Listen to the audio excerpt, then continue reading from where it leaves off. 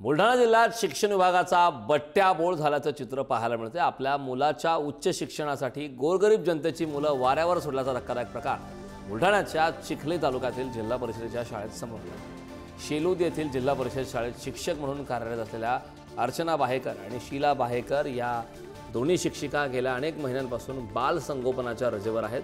मात्र या दोन्ही महिलांनी आपल्या मुलांना उच्च शिक्षण घेता यावं यासाठी लातूर येथे जाण्यासाठी त्यांनी रजाही टाकल्याची माहिती मिळत आहे। या दोन्ही महिलांनी नियमबाह्य पद्धतीने आपल्या जागेवर विद्यार्थ्यांना शिकवण्यासाठी 2 खासगी महिलांची नियुक्ती केली आणि त्यांना आपल्या पगारातून 200 रुपये प्रतिदिवस मजुरी देत आहेत।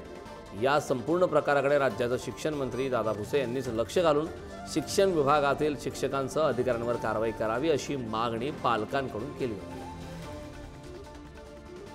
ही कंप्लेंट आम्ही मुख्याध्यापक साहेबांना बऱ्याच वेळेस केली होती व त्यांना एवढी रजा का बरं मंजूर होती, पण सर बोलले ते आमच्या हातात काहीच नाही, ते वरूनच रजा मंजूर होती त्यांची। इथं 8 वर्ग आहेत आणि शिक्षक लोक 5,000 राहतात नेहमी। बऱ्याच मुलांचं नुकसान बी होऊन राहिलं शिक्षणाच्या बद्दल। सर, आमच्या शाळेतल्या 2 शिक्षिका ह्या गैरहजर नाही आहेत।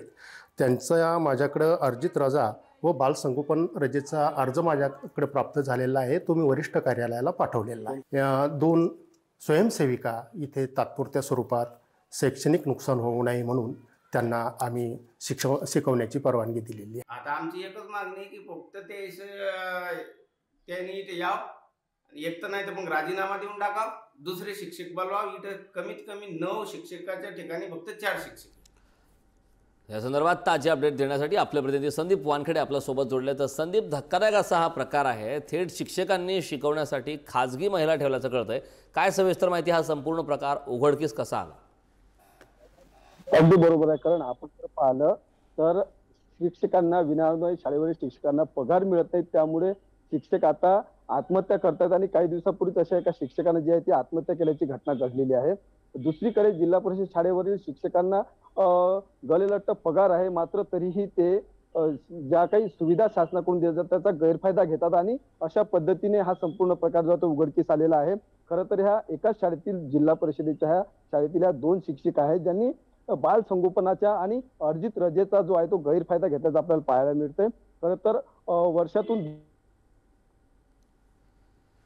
काही तांत्रिक अडचणीमुळे संदीपशी आपला संपर्क तुटलेला आहे। मात्र शिक्षकांनी शिकवण्यासाठी थेट खासगी महिला ठेवल्याचा खळबळजनक प्रकार हा समोर आलाय।